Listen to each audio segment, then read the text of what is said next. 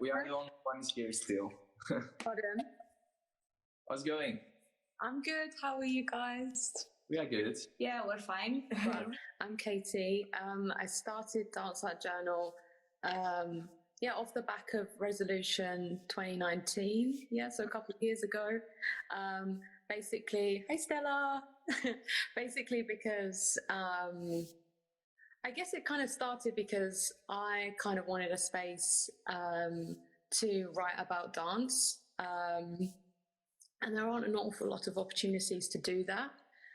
So, and obviously, we live in like a highly technological society. I just thought I'm just going to start a WordPress, start social media and see how we go. And so I was just seeing as much dance as like possible, I fits. And yeah, the Coronet, Laban, Blue Elephant and Camberwell everywhere. And then it was a sort of a few months in, I met with some producers and they said that,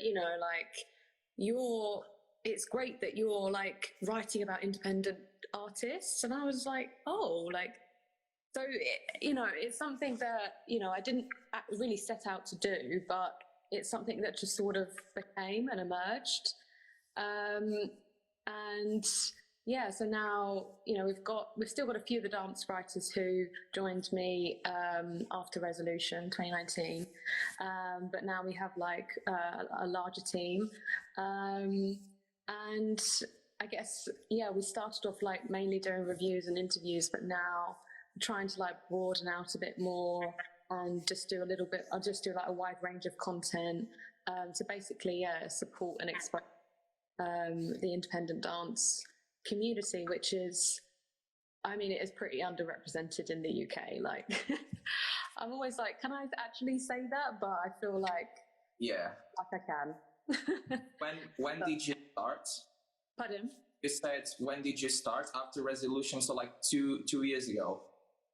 So, it's 2019. So it was just okay, yeah. But it was literally within like a couple of months, I reckon. Like it was in like the end of March. I'd done some like freelance dance writing bits beforehand, but there wasn't much. I don't know. It didn't feel like I was invested in it. It just felt like I was just doing it, sporadically. So I think that creating Dance Art Journal and like having like other writers, being like a collective of dance writers, I think really special. Do you want to move next topic? I just would like to ask, because previously and before the COVID, the main content of Dance Art Journal was like reviews and interviews. Yeah. Basically something that you attend to a show, you do a review, or you have like the chance to interview someone. But now the content has been changing. But I also feel, but that's my opinion, that it's really valuable what's going on the Art Journal social media, because you are giving a voice to independent artists in another way that is really, really digital. Yeah. So do you feel that is also like a positive thing to keep doing in the future? 100%. And for me, I feel like everyone's way more like connected now, and I don't know whether it's because people aren't in the studio, because I know that a dancer is like always in the studio, always making. We have time, an important time to reflect right now, and to like spread our wings and try new things. And I think that obviously, like with digital and with technology, some people are hesitant and don't really want to put dance or digitize it and like make it in a way that it would just kind of like lessen its like value and worth. But now we've like tried it. It's like trying like something that becomes your favorite food. Like you want it as much as you can, So I think that we need to like maintain this and maintain like a digital presence, I guess. And I don't just mean for like Dance Art Journal. I mean just like widely. Like I'm seeing so many artists and dancers like using or creating like other opportunities, and it's fantastic. Like it's it's really, really nice to see because, yeah, there isn't a lot of it, and everybody has stories to tell, and like there's like, the digital, like it's massive. The internet is huge. Yeah. So I don't ever think that people shouldn't do something because they're worried about it not being like original or whatever. Like I think that as long as it's true to you, then you should just try it. I do think that independent dancers are in a position where, because they're freelance, obviously they can't make work, but then they can perhaps look at other ways to be creative. I think that that's a real positive. They can take those risks because, you know, they're not in a contract, they're not working for an organization where you are guided by kind of like their mission a bit more. They can sort of, yeah, work for themselves and like take that risk, I guess. Taking that risk is, you know, it is quite risky in itself, but I think that they are blessed, and I think that that is like a real positive of.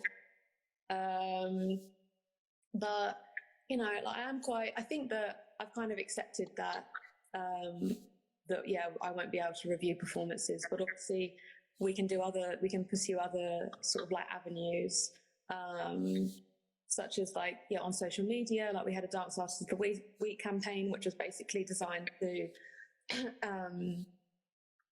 yeah, like shine the light on like an independent dancer like for 1 week, and that's been like going really, really well. And then we also created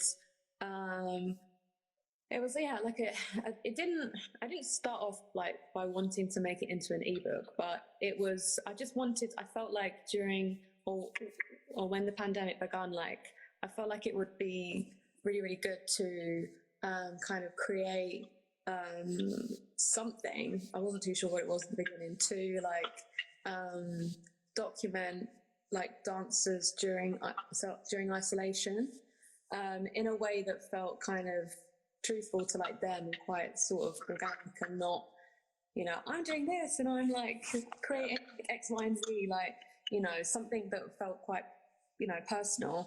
And that was really great. We made it into like a little ebook, and it was just a way to kind of like, when this period is over, like you could look back and reflect on it. And that is like another point with like review writing. I think that review writing, it's very like temporary, and I think dance is kind of like long kind of viewed as something that is like impermanent and something that is fleeting. And I think that, you know, review writing is kind of the same, like it's only really relevant for that kind of performance, and I think that's beautiful. But I think in terms of like more long term, and actually like if you want to like track an artist's development, especially an independent artist's development and kind of like body of work, then it's important to like have to not just write reviews, you know, and to utilize other pieces of content to kind of like reflect that artist, because I've interviewed independent artists who have worked in the industry for ages, and there's like nothing on the internet about them. Yes. And it's like, oh, they you know, they performed a piece like 5 years ago, and like that's it. And if you really want to get a picture of who that artist is and the type of work they make, you need to document that in some way, and then that then needs to be shared and made available. Yeah, thank you very much. Thank you. And it's good rest of the weekend. Yeah, enjoy your Sunday. Cheers. Bye-bye. Thank you. Bye. Bye.